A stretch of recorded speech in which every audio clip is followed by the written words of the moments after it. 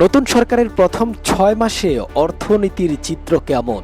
সিপিডির পর্যালোচনায় উঠে এসেছে কিছু সূচকে উন্নতি হলেও সামগ্রিকভাবে নেতিবাচক প্রবণতাই বেশি। সোমবার নতুন সরকারের প্রথম ৬ মাস একটি অর্থনৈতিক পর্যালোচনা শীর্ষক সংলাপে এসব তথ্য তুলে ধরে Centre for Policy Dialogue CPD. সিপিডির হিসেবে চলতি অর্থ বছরে সরকারের রাজস্ব লক্ষ্যমাত্রা ৬,৯৫,০০০ কোটি টাকা। তবে রাজস্ব ঘাটতি হতে পারে ১,৩০,০০০ থেকে ১,৪০,০০০ কোটি টাকা। শিল্প খাতে পরিস্থিতি আরও উদ্বেগজনক। জানুয়ারি থেকে আগস্ট পর্যন্ত গাজীপুর, সাভার, আশুলিয়া এবং নারায়ণগঞ্জ নরসিংদী শিল্পাঞ্চলে ৯৫টি কারখানায় স্থায়ীভাবে বন্ধ হয়েছে। এতে কর্মসংস্থান হারিয়েছে ৬১,৮৮১ জন। শিল্প উৎপাদন প্রবৃদ্ধি ৩.৪% থেকে নেমে শূন্যে দাঁড়িয়েছে। বেসরকারি খাতে ঋণ প্রবৃদ্ধিও কমে হয়েছে ৪.৫%।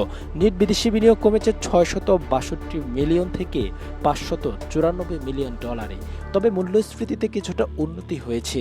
সার্বিক মূল্যস্ফীতি ৯.১% থেকে কমে ৮.৩%, আর খাদ্য মূল্যস্ফীতি ৭.২% নেমেছে। রপ্তানি প্রবৃদ্ধি বেড়ে হয়েছে ৩.৫%। বৈদেশিক মুদ্রার রিজার্ভও ৩০.১ বিলিয়ন থেকে বেড়ে ৩২.৩ বিলিয়ন ডলারে দাঁড়িয়েছে। অন্যদিকে রেমিটেন্স প্রবৃদ্ধি কমে হয়েছে ১১.৮% এবং বাণিজ্য ঘাটতি বেড়ে দাঁড়িয়েছে ১০.৪ বিলিয়ন ডলারে। সিপিডি বলছে অর্থনীতি ঘুরে দাঁড় করাতে জ্বালানি, ব্যাংক, রাজস্ব, বিনিয়োগ ও শিল্প খাতে সমন্বিত সংস্কার জরুরি।